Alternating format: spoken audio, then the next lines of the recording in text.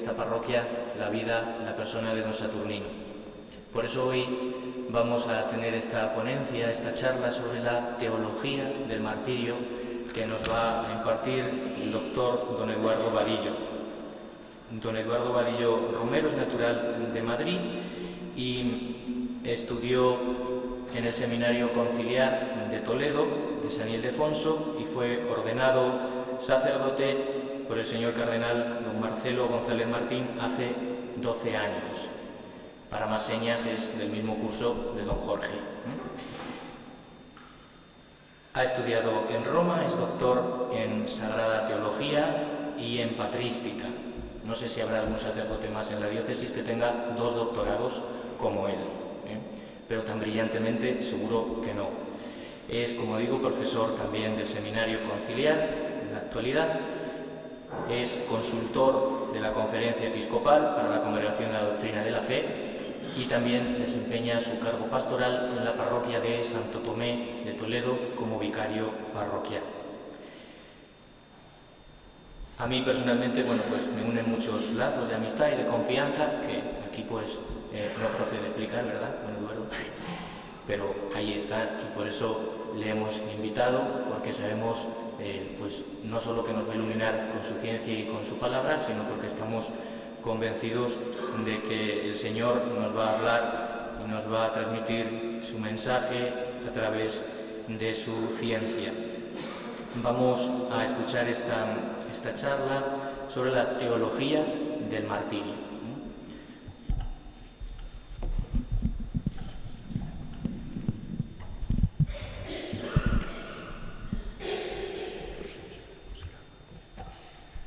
Agradezco mucho la invitación a don Daniel, a don Rubén, a don Javier, a los sacerdotes que han querido organizar este pequeño ciclo en honor de don Saturnino. Creo que es muy importante venerar a los mártires, es algo tan propio de nuestro ser cristiano.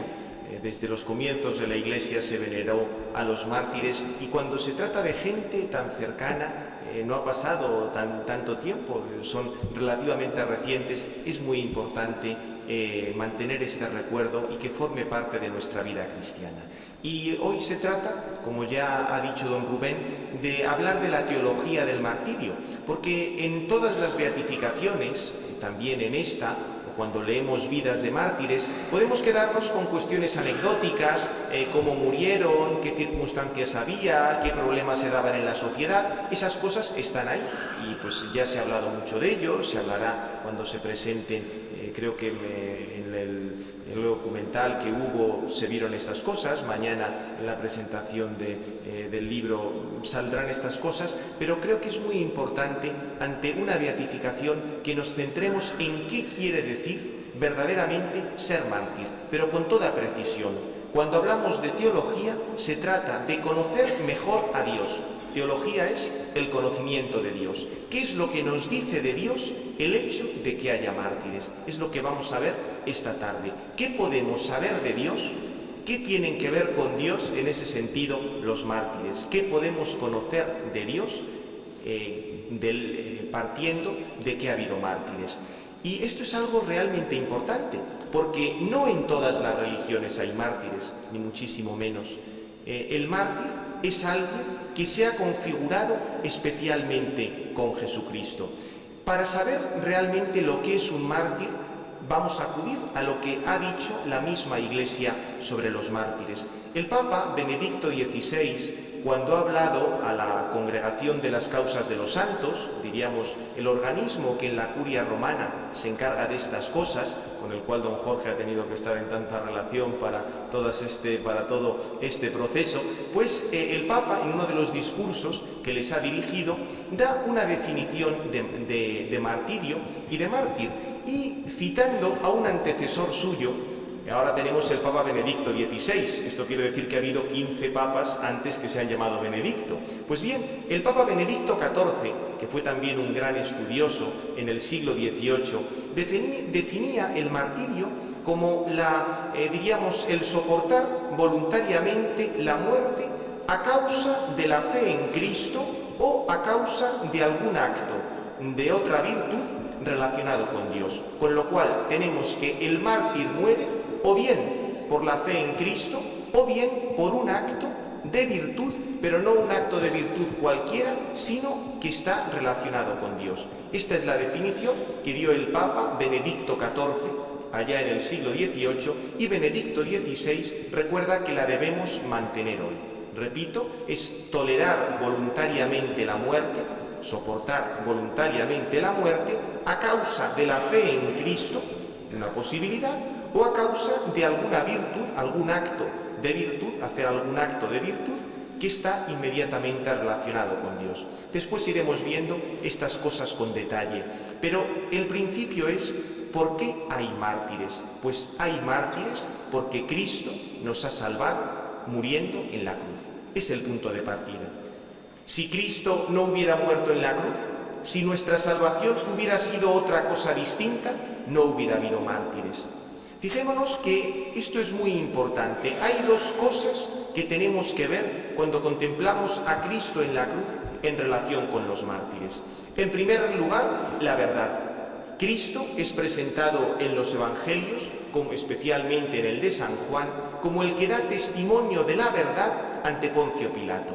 Por tanto, el primer aspecto de la muerte de Cristo, Cristo muere como testigo de la verdad, una verdad que es Él mismo. Cristo nos explica cómo podemos llegar a Dios. Cristo nos habla con nuestras palabras humanas, nos explica el misterio de Dios, nos dice que Dios es Padre, Hijo y Espíritu Santo, que podemos salvarnos, que podemos conocer a Dios, que podemos alabar a Dios. Cristo nos ha indicado el camino de la verdad. Es la verdad que no quería aceptar ni Pilato, que pensaba que no se podía conocer la verdad, ni los sumos sacerdotes de los judíos, que pensaban que Dios no podía enviar a su Hijo, que Jesucristo no podía ser Dios, que ya con Moisés estaba todo dicho. Por tanto, vemos que Cristo muere en primer lugar por esa verdad. Él había dicho cuál es el camino de la salvación, cuál es el modo en que los hombres podemos salvarnos, y no fue escuchado. No solo no fue escuchado, sino que eliminaron su testimonio. Le quisieron quitar completamente de en medio, muriendo en la cruz. Por tanto, Cristo es el que nos enseña la verdad. Veremos que luego, lógicamente, el mártir que se parezca a Cristo también va a afirmar esta verdad sobre Cristo. No es lo mismo decir una cosa que decir otra. Esto en nuestros días es muy importante recordarlo, porque da la sensación de que en materia de religión se puede decir cualquier cosa, que todas las religiones son iguales, que todo el mundo se salva, que digamos lo que digamos, en el fondo a Dios no le conocemos, y todo esto es falso.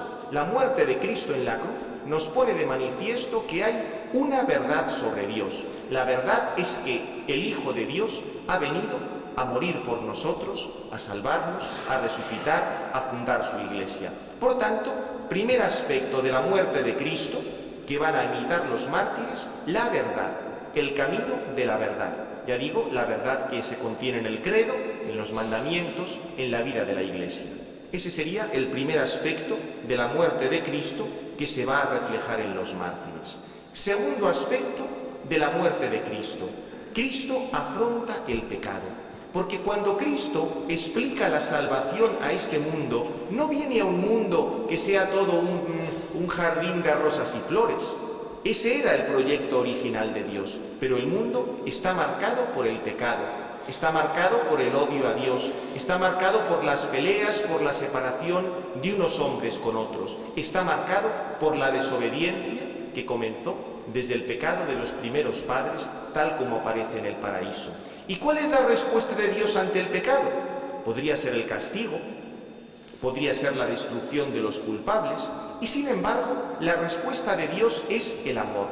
Ante todas las desobediencias de los hombres de todos los siglos, Cristo, verdadero Dios y verdadero hombre, ofrece al Padre una obediencia perfecta y así nos salva.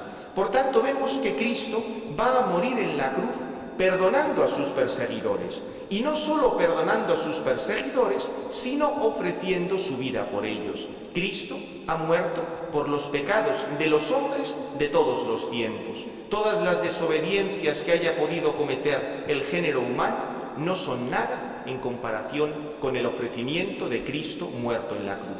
Por tanto, tenemos, ya digo, este segundo aspecto. Cristo viene a un mundo que está marcado por el pecado, y el modo de vencer el pecado es con el amor.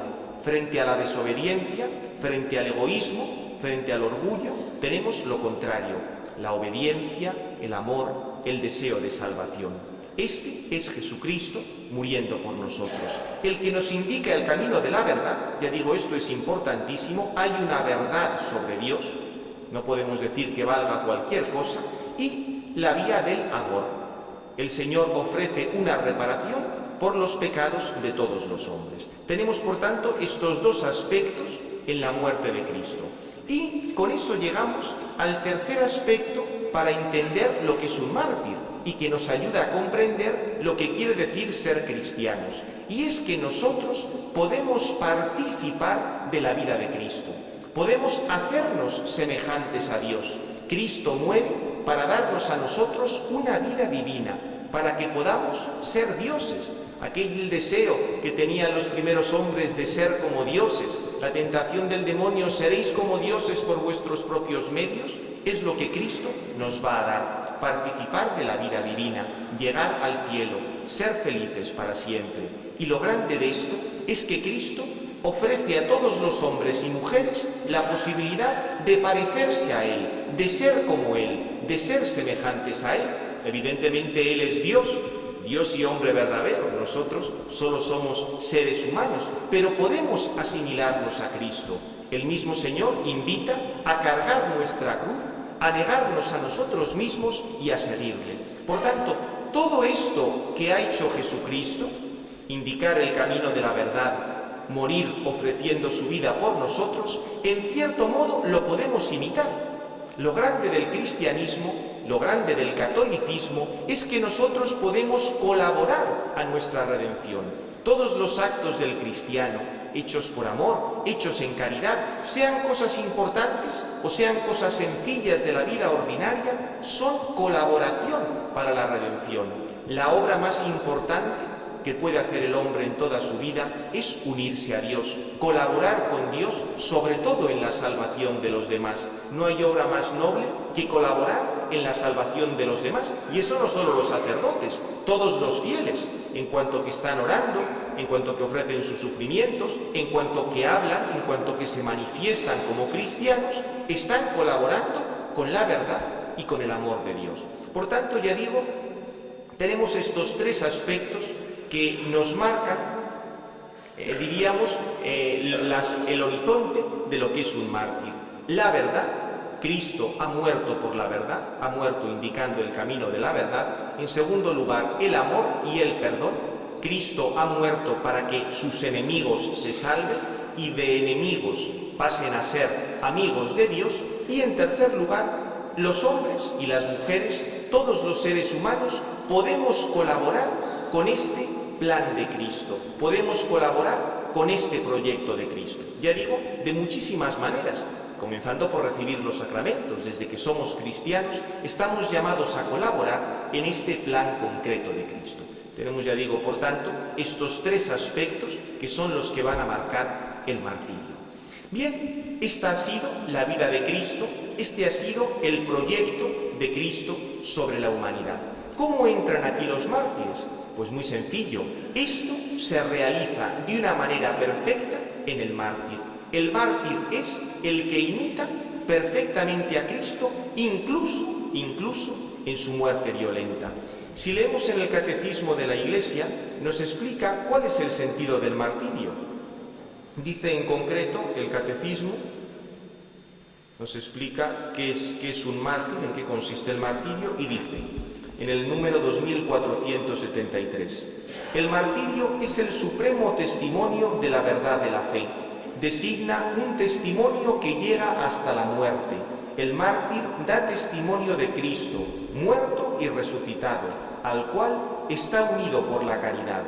Da testimonio de la verdad de la fe y de la doctrina cristiana. Soporta la muerte mediante un acto de fortaleza. dejadme ser pasto de las fieras, por ellas me será dado llegar a Dios. Son palabras de San Ignacio de Antioquía, precisamente el santo que hoy celebramos. Es decir, el mártir se caracteriza por esa defensa de la verdad, por ese ofrecimiento en amor y por imitar lo más cerca posible a Cristo. Precisamente por esto, en la Iglesia primitiva, los primeros santos que recibieron culto eran los mártires, porque se veía que en el caso de los mártires ellos se habían unido perfectamente a Cristo, incluso digo, hasta en su muerte violenta. Bien, estas tres características que hemos dicho serían un poco como el horizonte del martirio. Esto es lo que permite que haya mártires y esto es lo que permite decir que los mártires son los que realizan mejor que cualquier otro la esencia del ser cristiano. Pero ahora podemos detenernos un poco más en esa definición que daba el Papa Benedicto XVI de martirio, que ya digo la había tomado del Papa Benedicto XIV, Próspero Lambertini, un gran erudito del siglo XVIII que llegó a ser Papa, un poco como el Papa actual. Era un gran estudioso al que posteriormente le eligieron Papa. Bien, recuerdo que esa definición decía que es soportar la muerte voluntariamente por la fe en Cristo o por otro acto de virtud relacionado en Dios. Tenemos, por tanto, para que haya martirio, primer elemento, soportar la muerte. Se puede hablar de un martirio figurado, un martirio del dolor. A veces se ha hablado de la vida monástica como una forma de imitar a los mártires, pero para que haya martirio en sentido estricto, tiene que darse la muerte del mártir. Si no se da esa muerte, ya digo, habrá otra cosa parecida al martirio, pero si no se da propiamente la muerte, no podemos hablar en sentido estricto del martirio. Ya digo que puede haberse dado el caso de grandes santos, por ejemplo San Luis Gonzaga, que murió asistiendo a los enfermos de peste. Él mismo fue contagiado y murió a consecuencia de aquella enfermedad, pero no le podemos considerar mártir en sentido estricto. Otras personas que ya digo han muerto asistiendo a otros son grandes santos, son grandes confesores de la fe, han hecho un enorme bien a la Iglesia, pero no podemos decir que sean mártires en sentido estricto. Para que se dé el martirio tiene que producirse esa muerte física del mártir. Y por otra parte, y es una cosa que el Papa Benedicto XVI ha subrayado mucho en nuestros días, debe darse propiamente una persecución por odio a la fe. Si el mártir no muere por odio a la fe, sino que muere por otras circunstancias, no se puede decir que haya un auténtico martirio. Tenemos, por tanto, que el perseguidor, lo que en la terminología de este Papa, de Benedicto XIV, llamaba el tirano, el que perseguía a los mártires, tenía en mente todas las grandes persecuciones que había habido en el Imperio Romano. Ese perseguidor actuaba por odio a la fe y causaba la muerte del mártir directamente, porque se producía una ejecución o algo por el estilo, o porque se le dejaba al mártir en tal situación de estar malherido que a continuación, diríamos como consecuencia inmediata, moría. Pero, ya digo, tiene que darse propiamente esa muerte por un perseguidor que actúa con ese odio a la fe. Este tema del odio a la fe es una cosa que hay que precisar mucho, porque si no se demuestra que el mártir ha muerto por odio a la fe cristiana o por hacer algún acto de virtud que tenía que ver con la fe cristiana, como ahora diremos, no podemos hablar tampoco del martirio. Había una frase latina que resumía esto: martyrem non facit pena sed causa. Es decir, lo que hace que uno sea mártir no es el padecer la muerte, la pena, una condena, sino la causa. ¿Por qué tal persona ha sufrido la muerte violenta? Cuando ha sufrido la muerte violenta por causa de la fe o por realizar un acto de virtud cristiana, sí que tenemos un auténtico martirio. Fíjense que se trata, ya digo, de confesar la fe cristiana o hacer algún acto propio de una virtud cristiana. Atención, que el perseguidor puede ser también cristiano, Tenemos muchos casos de cristianos, de malos cristianos, apóstatas o no apóstatas, que han perseguido a otros por odio a la fe. Hay muchos casos de esto. Podemos pensar, por ejemplo, alguno especialmente claro, cuando Enrique VIII el rey de Inglaterra crea la Iglesia anglicana separándose de Roma, hay gente que no está dispuesta a aceptar esto, como Santo Tomás Becket o San Juan Fisher, y son martirizados por no querer aceptar que el rey, diríamos, fuera capaz de hacer esa Iglesia y de separarse de Roma. Ya digo, aquel rey de Inglaterra separó Inglaterra de la Iglesia de Roma, y la gente que no quiso aceptar esto sufrió martirio, como Santo Tomás Moro o Juan Fisher. Y este rey había sido bautizado, incluso había escrito a favor del Papa contra Lutero, pero en un determinado momento se separa de la Iglesia y martiriza a aquellos que no están dispuestos a seguirle. Por tanto, tenemos que ese rey, que había sido cristiano, martiriza a otros cristianos. Y un ejemplo todavía más claro: en plena Edad Media, Santo Tomás Becket, otro arzobispo de Canterbury, en Inglaterra, es martirizado por el rey. Un rey que no se separó sobre el papel de Roma, en teoría seguía siendo católico, pero en la práctica no soportaba que el arzobispo le recriminara sus crímenes, le recriminara sus delitos, le recordara sus obligaciones, y hizo ejecutar a través de unos sicarios, a través de unos caballeros muy afectos al rey, les ordenó, poco menos, les incitó a que acabaran con aquel arzobispo, con Santo Tomás Becket. O sea que no pensemos solo que el tirano, el martirizador, tiene que ser pagano o tiene que ser de otra religión. Ha habido casos en los que los mismos que producen el martirio eran cristianos, habían sido bautizados, aunque en la práctica hubieran apostatado o no dieran importancia a la fe cristiana. Ya digo, puede darse el odio a la fe cristiana incluso en gente que en algún momento de su vida ha sido cristiano.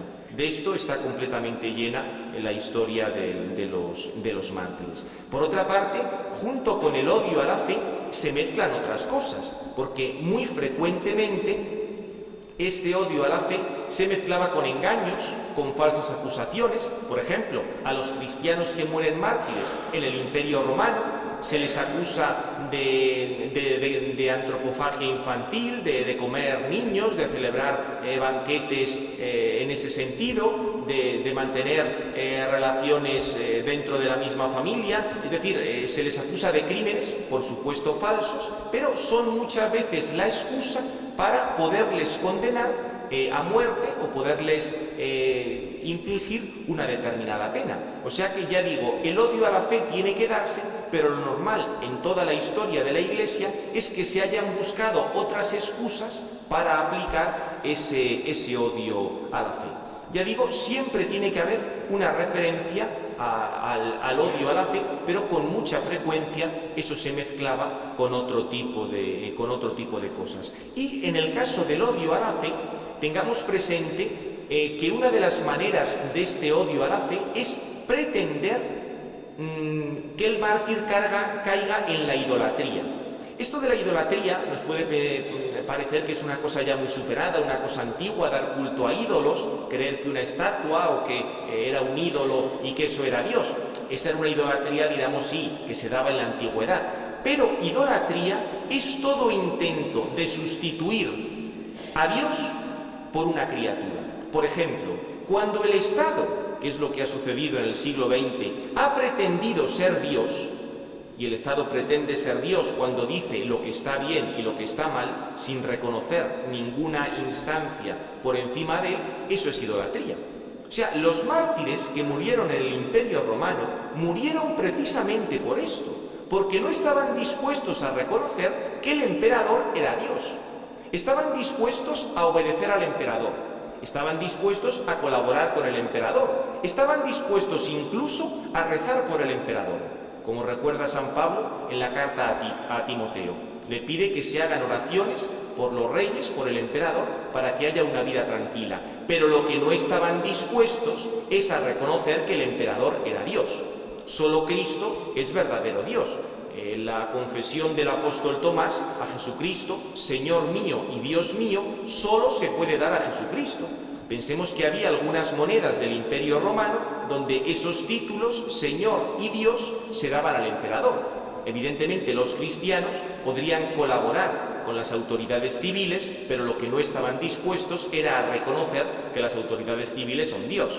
Ese es el problema, que en muchas ocasiones las autoridades civiles han pretendido, y en la cabeza de alguno todavía pretenden, que ellos son capaces de disponer lo que está bien y lo que está mal, y eso no entra dentro de sus, diríamos, de sus funciones. Cuando un cristiano se niega a esto y por esto padece martirio, evidentemente está padeciendo martirio por odio a la fe, porque los que no hacen, digamos, cuando el Estado se cree que es Dios, evidentemente no soporta que nadie le diga que Dios es el Dios del cielo, el que está por encima de todas las cosas. O sea que en ese sentido la defensa de la verdad se concreta en todas estas cosas. Cuando no se quiere reconocer que el Estado sea Dios, evidentemente, y hay una persecución por ese motivo, estamos evidentemente ante auténticos martirios. Y ya digo que este era el caso más frecuente del Imperio Romano. El Imperio Romano, aunque hay cosas que no se saben con certeza, declaró al cristianismo religión ilícita, superstición ilícita, no estaba dentro de las religiones admitidas, porque no estaba dispuesto a adorar al emperador.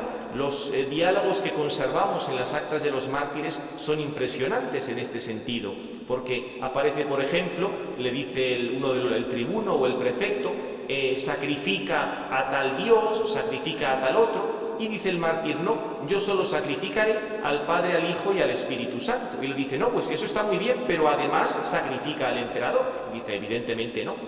Yo podré rezar por el emperador, pero yo no voy a considerar que el emperador sea Dios. Bien, evidentemente esto, en el caso de un proceso de un mártir, tiene que demostrarse. Por ejemplo, si se le ofrece al mártir regalos o la posibilidad de escapar si renuncia a su fe, o si todas estas cosas aparecen en los diálogos de los mártires con los perseguidores, tenemos el caso claro de que nos encontramos ante un martirio. Con lo cual, ya digo, tenemos siempre en un mártir el que su muerte haya sido por odio a la fe, sea porque no ha querido renegar nunca de su fe, sea porque haya hecho un acto de virtud inmediatamente relacionado con Cristo o con el mandato de Dios. Pensemos, por ejemplo, el martirio de San Juan Bautista. Muere por recordarle al rey Herodes que no le es lícito tener la mujer de su hermano. Evidentemente aquello era un mandamiento de Dios. El rey Herodes estaba viviendo en contra del mandamiento de Dios y se lo recrimina a Herodes, por lo cual acaba en la cárcel y, como sabemos ya toda la historia, la señora en cuestión no le hacía ninguna gracia a Juan el Bautista, pues al final consigue que le corten la cabeza, porque, ya digo, por esa denuncia de una situación que estaba en contra de la voluntad expresa de Dios. Con lo cual tenemos, por una parte, que en el perseguidor tiene que darse ese odio a la fe, en cualquiera de estas formas que hemos visto. Ahora vamos a ver la otra parte, la parte del mártir. ¿Qué supone el martirio para el mártir? Pensemos que el martirio en aquellos mártires que no estaban bautizados era algo equivalente al bautismo. Se daba el caso en el Imperio Romano, cuando la gente se bautizaba de adulta, de mayor, que podían sufrir el martirio gente que todavía no había sido bautizada. Evidentemente tales mártires se salvaban precisamente por la sangre que habían derramado. Más complejo es el caso de aquellos niños que morían por odio a la fe.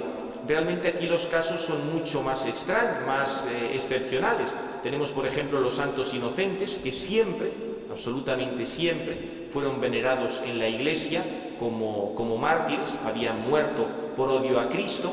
Tenemos también algún caso, es cierto que difícil de documentar en unos lugares y en otros, de algunos niños asesinados por algunos judíos por odio a la fe. Le digo, son casos a veces difíciles de documentar, pero alguno se dio. Lo que pasa es que en este punto la Iglesia siempre procedió con mucha prudencia, porque pensemos lo siguiente: cuando se declara una beatificación o un martirio, se trata de que además esa persona sea ejemplar. Evidentemente el caso de niños que mueren por odio a la fe, pensemos el caso de niños hijos de cristianos que han sido bautizados en un ambiente de oposición al cristianismo, a veces serán asesinados por odio a la fe.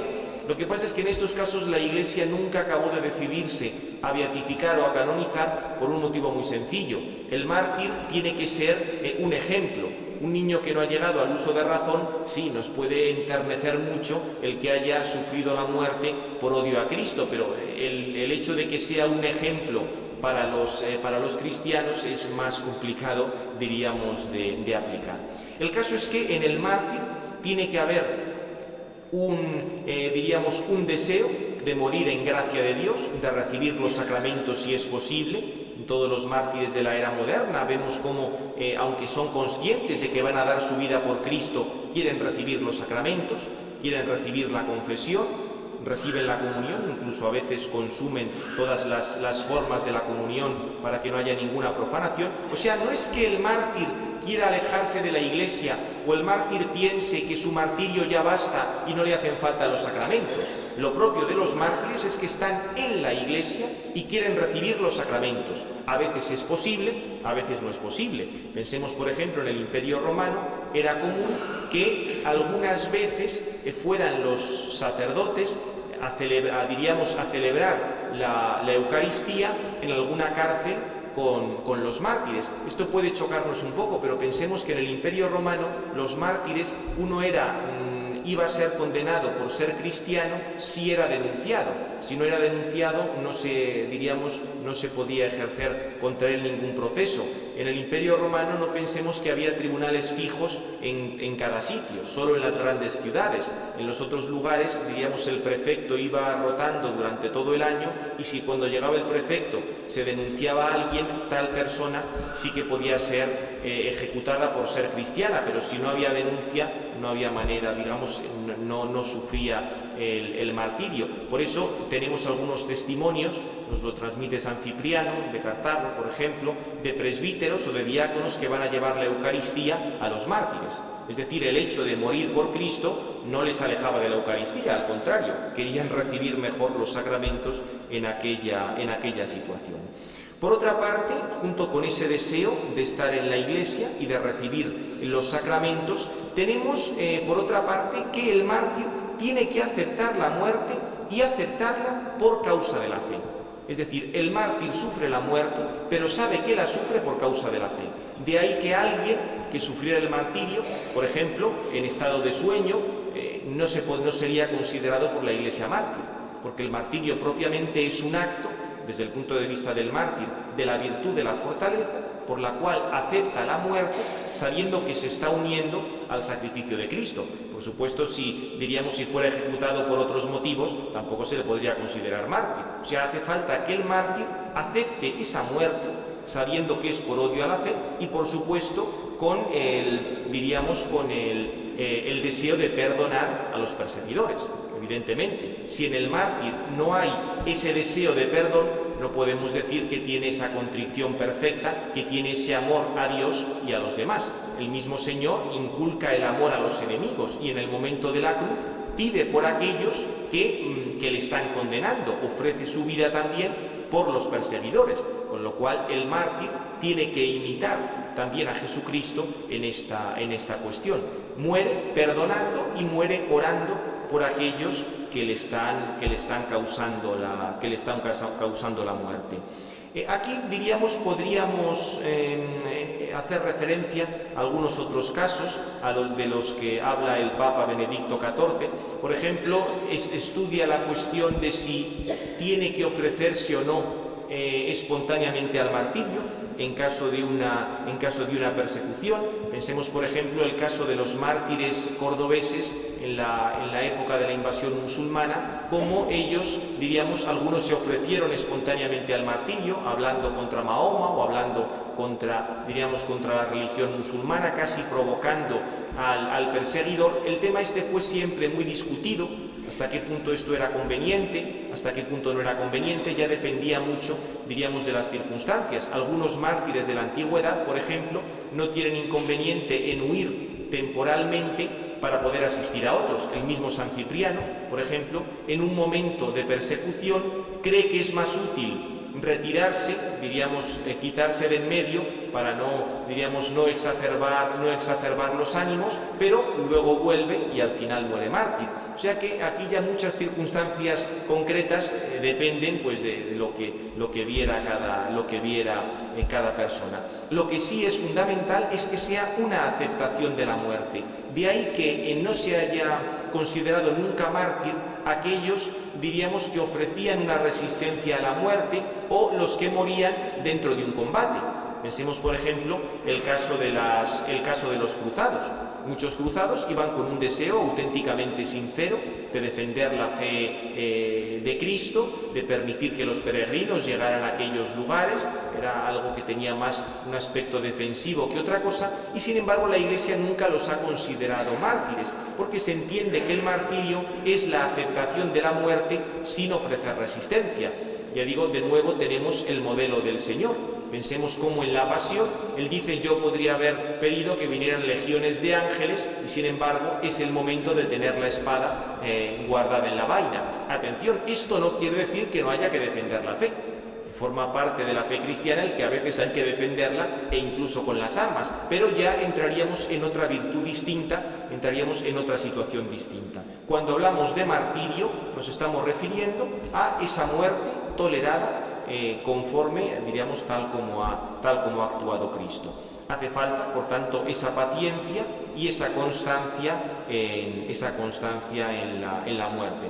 Por supuesto, también cuando hablamos de mártires tenemos que entender que no se trata de gente, diríamos, loca, o de gente que busca la vanagloria en la muerte. Pensemos que en la antigüedad clásica había algunos pues que por defender su fortaleza o por algún motivo extraño no les morían de una manera enormemente aparatosa. No, el mártir no trata de llamar la atención, simplemente trata de parecerse lo más posible a Cristo. Bien, estos son un poco diríamos, resumiendo enormemente lo que nos indicaba el Papa Benedicto XIV, al cual hace referencia Benedicto XVI. No es que el mártir no tenga, diríamos, respeto o no tenga interés por la vida, tiene un gran interés por la vida, pero se da cuenta de que por encima de la vida temporal, por encima de la vida material, hay otra vida más importante. Este es uno de los puntos auténticamente fundamentales. El mártir, como todo cristiano, ama la vida, ama los bienes de tipo material y temporal, porque han sido creados por Dios, pero sabe que no son los bienes últimos. Da testimonio de la fe, de que más allá de esta vida material, más allá de esta vida temporal, hay otra. Diríamos, es la aplicación de qué le sirve al hombre ganar el mundo entero si al final pierde su alma. Evidentemente no le sirve para nada. Por eso el mártir es testigo de la trascendencia. Nos da a entender que después de esta vida va a haber otra. En el texto que ha leído don Rubén al final de la misa de San Ignacio de Antioquía, si hubiéramos seguido leyendo, aparece muchas veces el tema de la resurrección de la carne. A San Ignacio no le importa que los leones se coman su carne, porque sabe que al final va a resucitar glorioso. Diríamos, el mártir sabe que puede padecer en su cuerpo, que su cuerpo puede ser destruido, incluso que puede no ser enterrado, que pueden no aparecer sus restos, porque sabe que al final de los tiempos, como decimos en el credo, cuando Cristo venga a juzgar a vivos y muertos, resucitará glorioso. Por tanto, el martirio es también esa confirmación de la resurrección de la carne. Hemos visto, ya por hacer una recapitulación final y no extendernos mucho más, todos estos aspectos que aparecen en el martirio. El aspecto de la verdad: Cristo muere enseñándonos la verdad, y el mártir da testimonio de la verdad. La verdad sobre Dios, la verdad sobre la vida del hombre, la verdad sobre la Iglesia, la verdad sobre el comportamiento humano. Cualquiera de estos aspectos de la verdad, en unos casos habrán sido unos, en otros habrán sido otros, el mártir da ese testimonio. En segundo lugar, el perdón, el amor. Cristo muere ofreciendo su vida en reparación por los pecados, en un acto supremo de amor. El mártir muere perdonando a los perseguidores y orando por ellos. No muere por vanagloria, no muere por hacer una cosa, diríamos, llamativa o teatral, sino muere por deseo de configurarse con Cristo. Esa, ya digo, que es la clave. Como cristianos podemos imitar a Cristo, y la mayor imitación es el martirio, que nos pone de manifiesto, ya digo, la importancia de la verdad. Precisamente el Papa Juan Pablo II en la Veritatis Splendor, cuando habla de la verdad sobre el hombre, del comportamiento moral, dice que los mártires son los maestros de la verdad sobre el hombre y de, diríamos, el valor de los mandamientos, el valor del comportamiento moral. Merece la pena perder la vida con tal de ganar a Cristo. Y ya digo, todo esto es la última reflexión que hago. No olvidemos nunca que es una gracia. El martirio no es algo que los mártires hayan merecido. De hecho, algunos de los mártires en la historia de la Iglesia antes han llevado una vida que no era demasiado conforme con el Evangelio. Algunos recibieron la gracia del martirio al final, otros después de una conversión en su vida, pero el martirio siempre es una gracia. Es otro de los aspectos que nos pone de manifiesto la teología del martirio. Toda la vida cristiana es una gracia. Si somos cristianos es por la gracia de Dios. Como se decía antiguamente en el catecismo, soy cristiano por la gracia de Dios. En el mártir esto se cumple de una manera extraordinaria. Se ve cómo Dios es capaz de sacar de los males bienes. Igual que del mayor mal de la historia, que fue la muerte de Cristo, salió el mayor bien de la historia, que es nuestra salvación. De las persecuciones, que es la oposición a la religión cristiana, el Señor es capaz de sacar bienes de ese testimonio, esos actos de fe, esos actos de caridad que están dentro del martirio. Vemos, por tanto, cómo la reflexión sobre los mártires nos pone por encima, nos pone sobre la mesa los puntos esenciales de la verdad cristiana. Ya digo que el mártir era una realización especialísima de ser cristiano, pero no es la única. Los mártires son una gracia para la Iglesia, son un punto, un aviso extraordinario, pero son podríamos hablar incluso de una vocación o podríamos llamar el resultado de una gracia de Dios especial.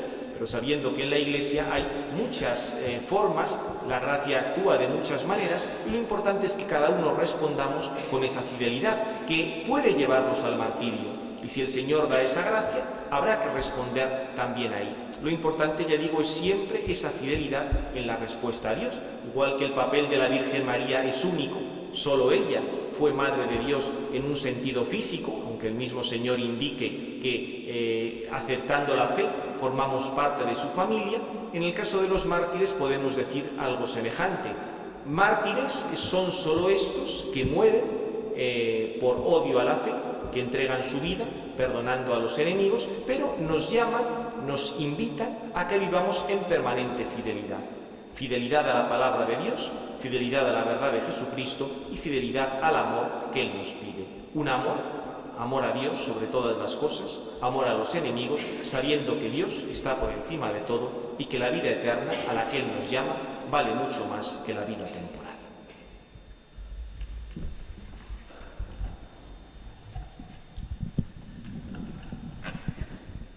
Bueno, pues muy bien. Muchas gracias, don Eduardo, por esta exposición clara y a la vez profunda del martirio en todos sus aspectos, desde no en dónde, sino en quién está su origen, que es Cristo, pasando por todos esos caminos que nos ha expresado para que sea verdadero martirio hasta llegar al final, la gracia, que es lo fundamental.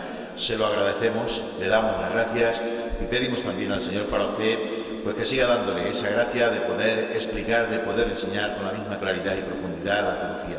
Le quedamos emplazados para sucesivas ocasiones que tengamos que tratar temas que a todos nos vienen muy bien. Yo creo que esto nos ha venido a todos fenomenal, porque así mañana cuando don Pedro nos hable ya de un martirio concreto, que es el de don Saturnino, nuestro queridísimo párroco, que lo fue de esta parroquia durante más de 25 años, estaremos en inmejorables condiciones para entenderlo mucho mejor. Gracias a todos por vuestra presencia, mañana nos volvemos a ver y muchas gracias de manera especial a don Eduardo Padillo por haber querido venir a aclararnos todas estas cosas.